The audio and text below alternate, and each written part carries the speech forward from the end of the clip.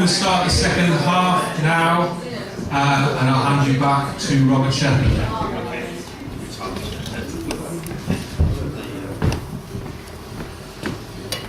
Hi. What I didn't say is actually this is a project, but the collaborations that we're working on are going to be published by Shearsman under the titles "Twitters for a Lark." I think Patricia alluded to that fact that there's a cover. I'm just going to say what was the cover of. We've had a last minute arrival, which is great. Which is a film of Jeff Hilson, reading the collaboration we did of Hungarian poets, supposed Hungarian poets. I say that with some deference. There is I know there is a Hungarian in the audience called Josef Ratsky, and so there's a oh my God, and there it is. That's Jeff Hilson reading that. Opus 105. I, Ratsky Joseph, on the Avenue du Champ d'Oiseau, there I wept when I remembered Zahony, 1,000 kilometres from its rusting locomotives, beached on their stunted rails, funnels, boilers and frozen pistons. Like the modified organs of the Church of Our Lady of the End of the World, Marbelle, Bruxelles, the fluted pipes rise into the air, and my breath rises with them as I sink to my knees before the keys. It's Dora Antal's birthday. She doesn't worry about the corno inglese. She doesn't worry about the contraffagotto. Does worry about the water music, the birthday cake, its chocolate bite, the Corina Zerna circular submarine breathing. Up Periscope, down with Magyar Posta and the interurban messages of the Hungarian kings. For 25 euros I will show you my ears. For 15 euros I will palm my old photos of Buddha manholes, the word Elektromos curving as the music swells from below. Opus 119. Press one key, hear the note plangent as though distant over the silver EU complex, a thin line, unswollen, unstopped, fading amidst 12 gold stars. And a closed-down institute of regular cannons. Oh, to be in God alone now that winter's here, incomplete and painted like a world peace gone or un-English onion dome. The player in the cap is known for his fancy flick knife work. The other is fond of dungeons and swells in echoic chill, a dank walled timbre falling and rising in the electric measuring factory. Up and down the manuals with a stop diapason, the cap is adjustable, the other is compound. At the end of one thing, as it turns into no thing, scored across the vista, rendered faces loom. This organ regulates the pupil who learns human flared only on the blink. No, on the brink of something round and rich and almost free. His racket, bright and silvery, had a pear-shaped head and echoey cordon nuit like brazen clang. Do not confuse my Nachthorn with their Nachthorn and its stocks and shares. Do not donate your organs at the scene of roadkill. Never say pull out the stops to Gerard of Sanad. His long, long life has blocked the pipes of my Hungarian guy. Being alive, refusing the quo, pierced by a lance, 12 gold bars carried us through.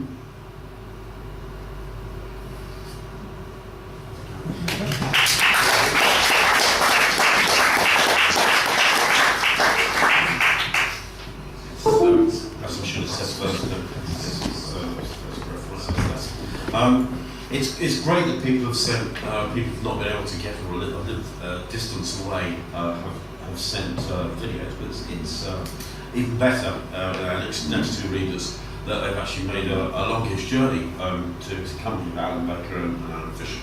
But first up, those two is Alan Baker, who's not come from Slovenia, but quite that far, but he's going to read us a couple of our poets from ABC Remich.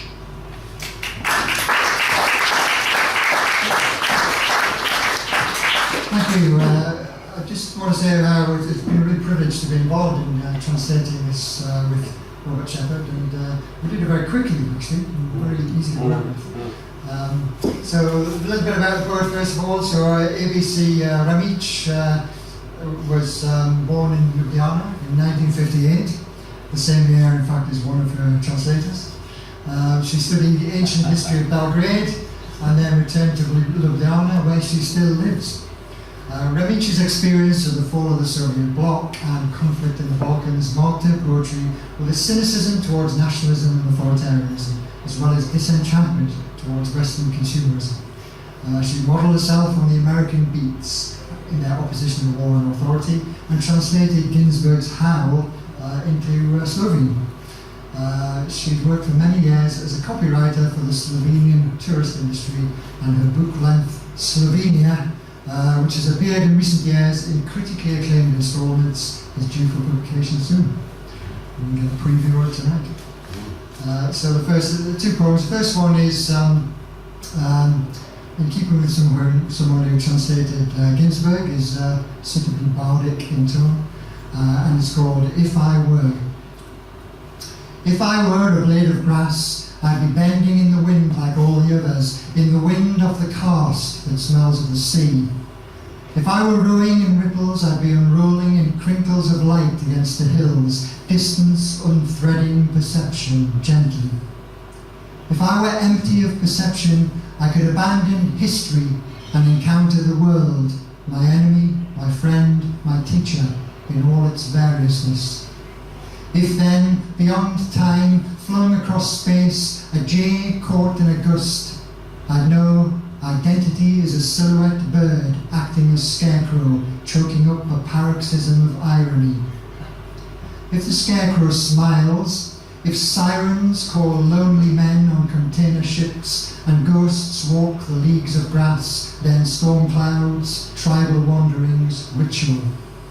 If overhead wires trapped onto a page of dashes tell us of nothing or next to nothing, then the solid black I feel is not ghostly solid. My ears are up to my eyes in reality. The second poem is an excerpt from the long poem Slovenia. I don't know if we have any Slovenians in, I kind of thought not. If anyone's been to Slovenia, which I haven't, and you happen to know that it is actually possible to get on a bus in Ljubljana without a ticket, then please keep that information to yourself. Spoil the effect of Remich's word. So, Slovenia. An advertising hoarding of a rearing horse, a railway platform reduced to a grey smear. Slovenia. I'm sick of your posturing. I'm weary of your constant demands for attention, your angst, even the tightness you leave in our collective lungs that the romance of a steam train cannot relieve. The rearing horse is a symbol for a British bank. The trains run on time, sure, but they take us nowhere. Hills hunched flat like slag heaps, while screens, CCTV images of cobbled streets and marble curbstones infiltrate our dreams. A pixelated Ljubljana old town, lacking its charm and suppressed memories.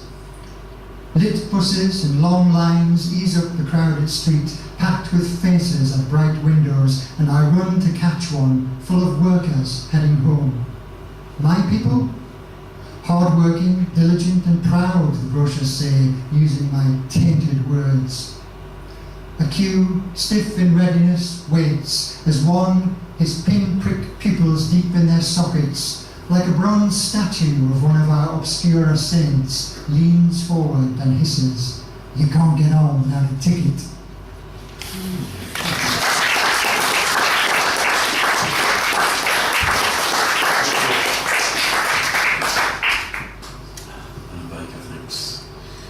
Now I have Alan Fisher, who's going to read the works of Mina Karkinen, a Finnish poet born in 1974.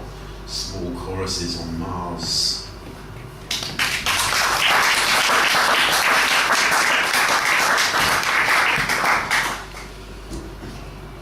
Jesper. Good evening.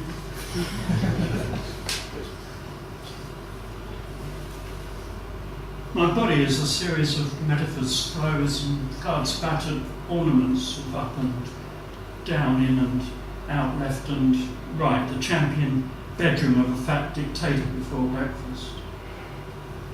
Sat wondering where I was in myself, what was the brine taste in my mouth, why did the horizon lift and drop in my head, thought, what's inside my ribcage, characteristics beyond generic determination, beyond material content, and neck pulse on this plane pulls back my impulsion. Organ alone stops thought, looking down where one's feet rolled out onto the surface or not. The camera is just an eye relinquishing the smallest exception to the sandy arm and leg and the stretched mind that's the smallest weathered stone. Only the eye roams here, thinking bone but believing data. Overwhelmed webbed lights, and are they dust trails? So many they form, go same window blinds, so much so my cough improves in continuity, sucking more pumped gas infiltrated with marsh air, or is it imagined substrates, cellular exactness counted in patterned form? Dawn and dusk, or otherwise slim, which nestles along its bed of shade as if a filter had been placed across the sky of a baggy mother, hungry recognitions, like the light on Mars now, too many hours spent with her, skull split the sun, a rumour like a breakfast egg. Sat in a warm suit, wonder of my love melts in the ice of its flame, softening the surface, trail of prints and embossings, the colophon of a boot heel, crushing cold into cold, crunch as I imagine it, from this stiff wear, boot bubbled in wraps. To obstruct us nothing, those 3 occasions he'd witnessed eclipses, to pour the floor in dark together with the obligation, to move out in the yard with his canvas and pinhole, to flex an eye muscle toward the curved horizon, projecting the slice of smile from the sun's face fixed to my image, too sharp to be sewn, to which this crush rubbish stretched out.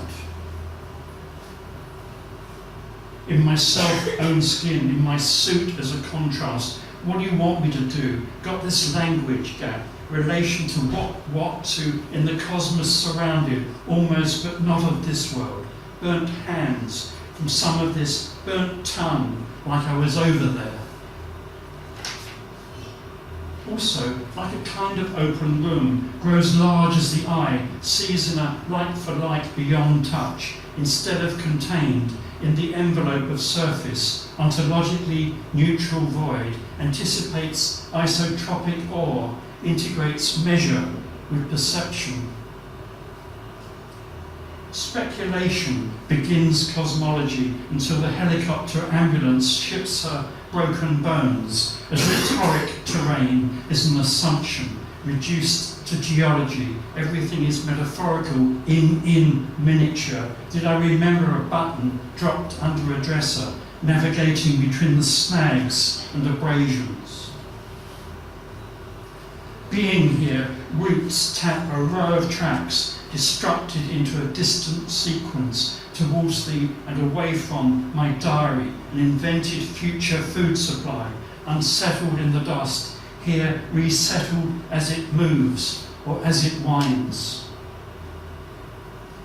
A squash of blood craters pox the rough sandy planet's winter sunlight, seesawing between life and death, between the larger obstacles. It could be a range of hills or mountains holding a treatise by Kant up to its poor eyes, or a hillock or two, or the unulcerated mouth that dribbles treacle into my lap. Can't make out when this could be, counting the clock hand impression that a concept like time can be calibrated without realizing its context, in those glimmers of light exception to the roar of the sun, disturbs what can be seen broken in shift rhythms. Like a shadowy depression of a pebbled ash wall of public housing in Espoo, a one-way ticket to erosion, igneous concentration, igneous concentration, where I've landed a gift, a threat, a surprise. This light would dim onto this surge like a star or a triangle filled with birds, falling silent in a beer can glint. I feel rested, the result from affection, now mine loosened from myself, my weight in the gravitas of this aridity, frightened by its absorbed in its circumstance, its heaviness, and heat as if belongs to where we are in having it, thought of as human in a given desert. Hunched as we are, smooth and jagged rocks, empurpled, thinking in close-up, bruise light, blue washes of force across them, going in closer to see less and less, to reveal more, striations across the whole until looking at a rumour hill. We'd like to go for a walk, but that's not easy. Maybe make fast food breakfast, dust of egg with plastic bacon, maybe a rubber sandwich, use hardened paper utensils, and a grin or grimace occupy inner sphere. What to do to get out of it into what would that be? What gasp? What on the pitted screen of micro-craters, dark trenches, like the footprints of a flat-footed, sure-footed, that stands sinking in sand, bellowing in the sky, a sky that is not the sky, but space, singing the wind blows high, and space that isn't. In apprehension openness to which things matter encourages bleakness up against perspection. You see the horizon wobble and the flavour of breakfast drops into a terrain of explosions, squeezed through a tube, enhanced by planetary impacts beneath the surface beyond my comfort zone.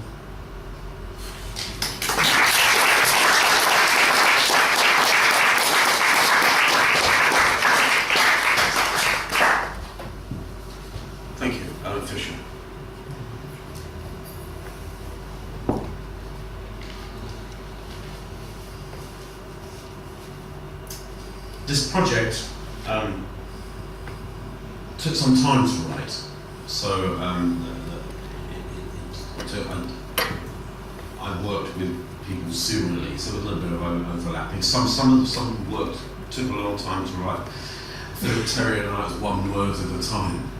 Other times it was whole verses, and very occasionally it's whole poems.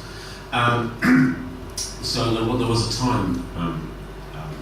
Time lapse really, and then of course something happened, which was the Brexit vote and all that stuff, which was sort of slightly unscheduled and surprising in its results. And I mean, if you want to hear my Brexit poems, I've got those, but it's another project. So this gathered around it. The word Brexit does come in the very last collaboration we did with Steve McCaffrey. It's in there. But otherwise, it's not it wasn't conceived particularly in a political way, actually. But I think it's sort of the ramifications of it have made it so. So much so that when I decided to put some of the materials together for this Twitter's for a Lark, the anthology, I realised that I started to be a parallel story to the EU referendum, which would be the breakup of the EU-OIA, and I, as the president, would be thrown out of it. And Scott came up with that this would be Shexit, and that I'm afraid to say that's happened. But there is actually a Robert Sheppard still in the anthology, although the bibliographical note, which Patricia wrote. So I seem to have all the titles of my books and all the presses that have published them seem to be Victorian obscenities, such as wax giraffe, which I rather like. So I am actually in there as a sort of, in fact I've got written here, it says United Kingdom pending Shexit from the Euoia. I think it's actually happened, so it's gone too far. But I did have a poem, and I'm going to read that, so I am sort of in propria persona. And I'm writing about, this is called the Ern Suite, and Ern Malley was a famous hoax poet. Some of you probably know the story, some of you might not. Basically, a couple of conservative Australian poets decided to hoodwink a modernist publisher by creating the genuine Australian working class hero poet, who was Ern Malley. And they got into deep water because the guy got prosecuted for publishing these poems because of